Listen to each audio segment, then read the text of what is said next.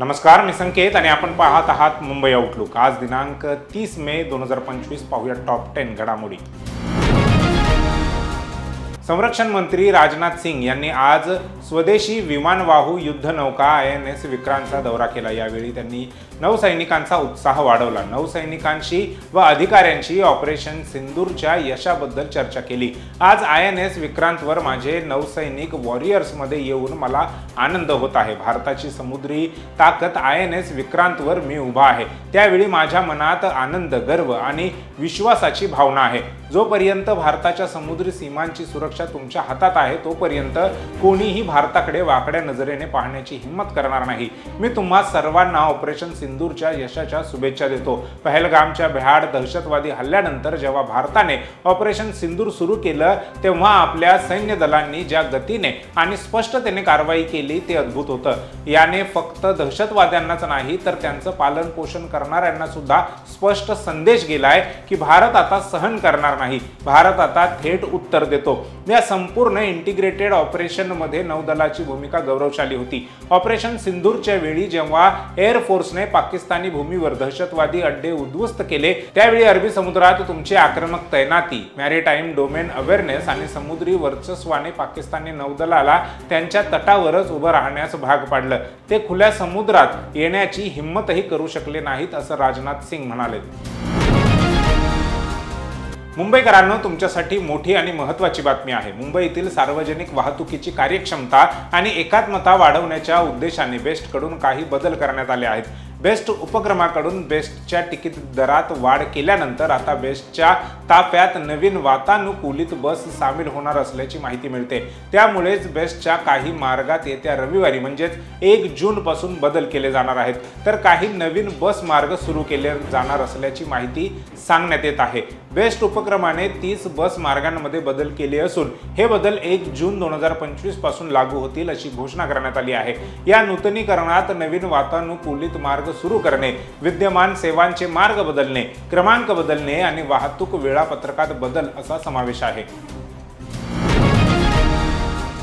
नीट PG 2025च्या परीक्षेबाबत सर्वोच्च न्यायालयाने मोठा निर्णय दिला आहे। नीट PG 2025च्या परीक्षा देशभरात विविध केंद्रावर एकाच शिफ्टमध्ये होणार आहेत असा निर्णयच सर्वोच्च न्यायालयाने दिला आहे। नीट PGच्या परीक्षा एकाच शिफ्टमध्ये घ्या, त्यामुळे पारदर्शकता राहील आणि सर्व उमेदवारांना समान संधी मिळेल असं कोर्टाने म्हटलं आहे। नीट PGची परीक्षा 2 शिफ्टमध्ये करण्यासाठीची याचिका कोर्टात दाखल करण्यात आली होती। यावेळी कोर्टाने एकाच शिफ्टमध्ये परीक्षा घेण्याचा महत्त्वपूर्ण निर्णय दिला आहे।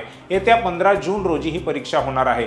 यावेळी सर्वोच्च न्यायालयाने स्पष्ट शब्दात हे भाष्य केलं आहे। 2 सत्रांमध्ये परीक्षा घेतल्यास प्रश्नांच्या कठीणतेच्या स्तरात फरक होऊ शकतो, ज्यामुळे असमानता आणि मनमानीची स्थिती होऊ शकते असं कोर्टाने स्पष्ट शब्दात सांगितलं आहे। कोणत्याही 2 प्रश्नांच्या कठीणतेच्या स्तराला कधीही पूर्णपणे समान मानता येणार नाही। म्हणूनच एक समान निकष सुनिश्चित करण्यासाठी परीक्षा एकाच सत्रात घेणे आवश्यक आहे असंही कोर्टाने म्हटलं आहे। प्रधानमंत्री नरेंद्र मोदी हे आज बिहार दौऱ्यावर आहेत। भारताचा स्टार क्रिकेटर वैभव सूर्यवंशी याची त्यांनी पाटणा येथे जयप्रकाश नारायण विमानतळावर भेट घेतली। यावेळी वैभव आणि त्याचे आईवडील देखील उपस्थित होते। प्रधानमंत्री नरेंद्र मोदी यांनी स्वतः वैभव आणि त्याच्या कुटुंबाच्या या भेटीविषयीचे फोटो अधिकृत सोशल मीडिया हँडल X वर शेअर केले आहेत। या पोस्टवर अवघ्या काही मिनिटात लाईक्स आणि कमेंटचा पाऊस पडला। 14 वर्षीय वैभव सूर्यवंशी यांनी या IPLच्या हंगामात धमाका केला। त्याच्या स्फोटक फलंदाजीची चर्चा भारतातच नाही तर जगभरात होत आहे। वैभव हा बिहारमधील समस्तीपूर येथील रहिवासी आहे। त्याने राजस्थान रॉयल्स संघाकडून IPL सामन्यात धमाकेदार कामगिरी केली। त्याने गुजरात टायटन्स विरोधात 35 चेंडूत झंझावाती शतक ठोकले होते। त्याच्या या खेळीने जगाचे लक्ष वेधले होते। तो IPL मध्ये शतक ठोकणारा सर्वात तरुण फलंदाज ठरला आहे। IPL मध्ये वेगवान शतक ठोकण्याचा खिताब पण त्याच्या डोईवर आला आहे। त्याने युसुफ पठाणचा रेकॉर्ड तोडला आहे। सांगली दौऱ्यावर असताना शिवसेना नेते आणि उद्योग मंत्री उदय सामंत यांनी उद्धव ठाकरे गटाचे नेते डबल महाराष्ट्र केसरी चंद्रहार पाटलांना थेट पक्षात येण्याची खुली ऑफर दिली। आमच्या गळ्यात हार घालताय पण एकनाथ शिंदे यांच्या हातून गळ्यात कधी हार घालायचा हे ठरवा आता, अशा शब्दात उदय सामंत यांनी चंद्रहार पाटलांना शिवसेना शिंदे गटात येण्याची जाहीर ऑफर दिली आहे।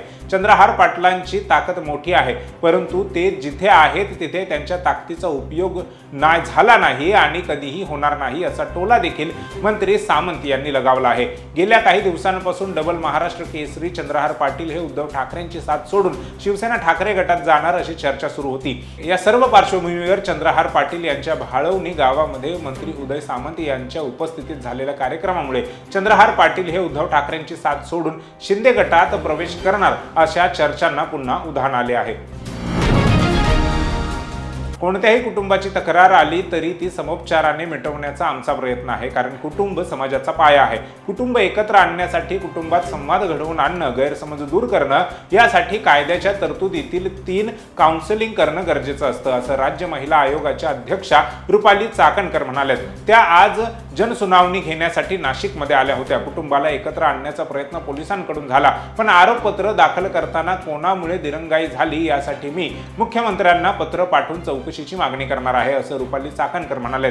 जिल्ह्यात महिला केंद्र असतात, लोकांचा गैरसमज होतो, त्यांना हा आयोग आहे असं वाटतं, त्या तक्रारी त्यांनी स्थानिक पातळीवर केलेल्या असतात, असं रुपाली चाकणकर म्हणाल्या।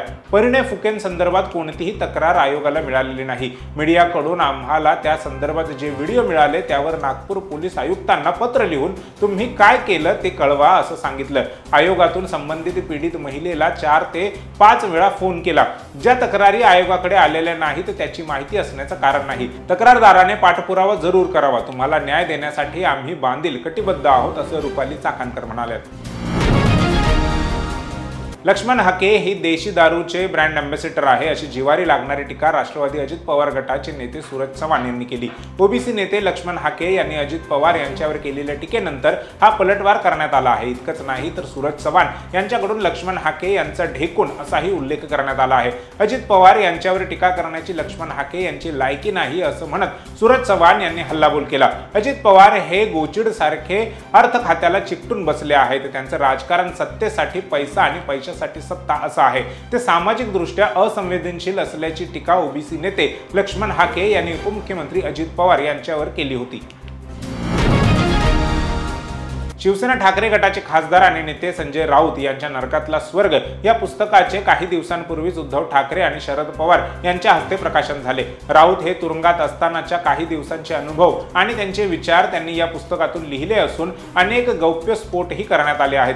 त्यांनी हे पुस्तक राज ठाकरे, देवेंद्र फडणवीस, एकनाथ शिंदे यांनाही वाचण्यासाठी पाठवलं होतं, मात्र त्यासोबतच त्यांनी एक पत्रही लिहिलं होतं। आज माध्यमांशी संवाद साधताना राऊतांना त्या पुस्तकावरून आणि पत्रावरूनच एक प्रश्न विचारण्यात आला होता। यावेळी उत्तर देताना त्यांनी माजी मुख्यमंत्री आणि सध्याचे उपमुख्यमंत्री एकनाथ शिंदे यांना सनसनीत टोला लगावला आहे। एकनाथ शिंदेंनी हे पुस्तक वाचलं पाहिजे, वाचायलाच पाहिजे। त्यांना व्यवस्थित लिहिता वाचता येत असेल तर त्यांनी शांतपणे या पुस्तकाचा गाभा समजून घेतला पाहिजे, अशा शब्दात राऊतांनी एकनाथ शिंदेंवर हल्ला चढवला।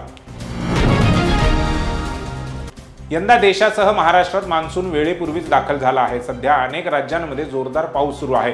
भारतीय हवामान विभागाकडून आता पुन्हा एकदा पुढील 2 ते 3 दिवस अनेक राज्यांमध्ये अतिमुसळधार पावसाचा इशारा देण्यात आला आहे। पश्चिमेकडून जोरदार वारे वाहणार असून त्याचा परिणाम म्हणजे केरळमध्ये काही ठिकाणी मुसळधार ते अतिमुसळधार पाऊस पडण्याची शक्यता आहे। वादळी वाऱ्यासह पावसाची शक्यता वर्तवण्यात आली आहे। हवामान विभागाने दिलेल्या माहितीनुसार 31 मे, 1 जून आणि 2 जून रोजी केरळसह पश्चिम बंगाल, सिक्कीम या राज्यांमध्ये जोरदार पावसाची शक्यता आहे। तर पुढील 2 ते 3 दिवस गोवा, कर्नाटक, तमिळनाडू आणि महाराष्ट्रात जोरदार पावसाचा इशारा देण्यात आला आहे। त्यानंतर पावसाचा जोर काहीसा कमी होईल असा अंदाज IMD यांनी वर्तवला आहे। राष्ट्रवादी काँग्रेसचे नेते आणि राज्याचे कृषी मंत्री माणिकराव कोकाटे हे पुन्हा एकदा आपल्या वादग्रस्त विधानांमुळे चर्चेत आले आहेत। हार्वेस्टिंग झालेल्या पिकांचे पंचनामे करून काय करणार? ढेकळांचे पंचनामे करायचे आहेत का, असं वादग्रस्त वक्तव्य माणिकराव कोकाटे यांनी केलं आहे। नाशिक जिल्ह्यातील सिन्नर तालुक्यातील पांढुर्ली गावात अवकाळी पावसामुळे झालेल्या नुकसानाची पाहणी करण्यासाठी गेल्यानंतर कृषी मंत्री कोकाटे पत्रकारांशी बोलत होते। यावेळी त्यांनी हे वक्तव्य केलं आहे। या वक्तव्यानंतर पुन्हा एकदा कृषी मंत्र्यांवर टीका होऊ लागली आहे। दरम्यान कोकाटेंनी आपल्या वक्तव्यावर स्पष्टीकरण दिलं आहे। मी असं बोललोच नाही, असं माणिकराव कोकाटे यांनी म्हटलं आहे।